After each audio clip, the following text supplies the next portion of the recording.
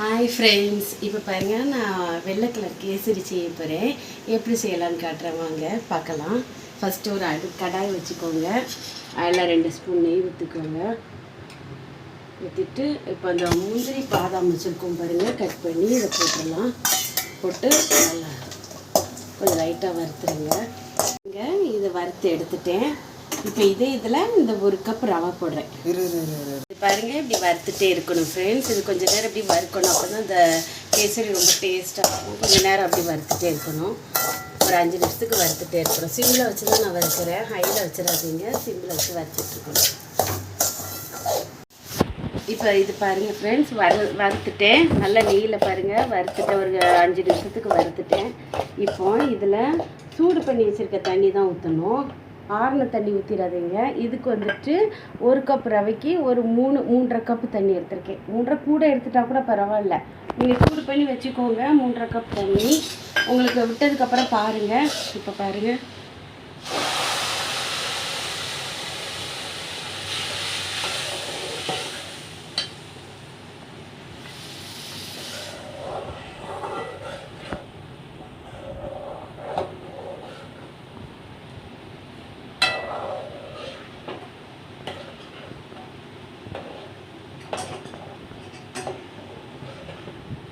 Think என்னென்னா கொஞ்சம் உப்பு போடணும். கண்டிப்பாக இதில் உப்பு போடணும். அப்போ தான் இதில் டேஸ்ட் வரும். கொஞ்சம் ஒரு 2 பிஞ்சு உப்பு போட்டுக்கோங்க. போட்டு நல்லா இதை பாருங்கள். இப்போ வேகுது பாருங்கள், இப்போ வேகுது.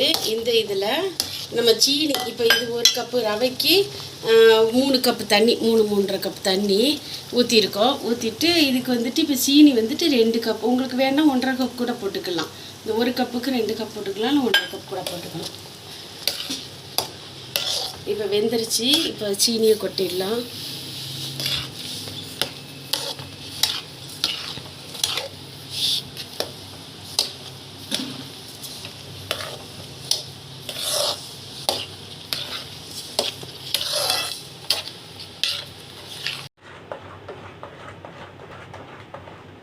இப்போ 2 இது சீனி போட்டிருக்கேன். 2 கப் சீனி போட்டுட்டேன். இந்த கப்புக்கு நம்ம பாதாம் இதெல்லாம் வறுத்தது சட்டியிலே போட்டதுனாடி தான் அந்த பாதாமோட இதெல்லாம் தெரியுது. அதே சட்டியில் வறுத்து போட்டதுனாடி. இப்படி கட்டியெல்லாம் இருந்தால் இப்படி லைட்டாக அப்படி தட்டினாலே உடஞ்சிக்கும். பாருங்கள் ஃப்ரெண்ட்ஸ், உடஞ்சிடுச்சு.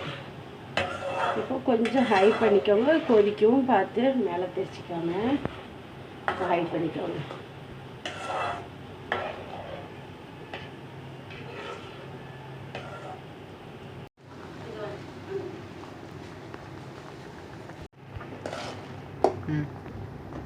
பாருங்க ஃப்ரெண்ட்ஸ், ரெடி ஆயிடுச்சு. இப்போ பாதாம் பிஸ்தா இதை போட்டு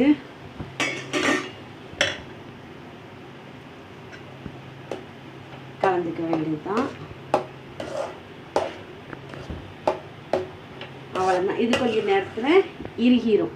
நான் வறுக்கிச்சிலே நிறைய நெய் ஊற்றி இருக்கிறேன். அதனாடி இப்போ நெய் ஊற்றணும்னு அவசியம் இல்லை.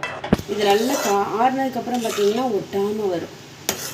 பாருங்கள், ரெடி ஆயிடுச்சு கேசரி. இதை மாதிரி நீங்கள் செஞ்சு பாருங்கள், ரொம்ப டேஸ்ட்டாக இருக்கும். நல்லாயிருக்கும் ஃப்ரெண்ட்ஸ். 2 செஞ்சு பாருங்கள் வீட்டில். Bye friends.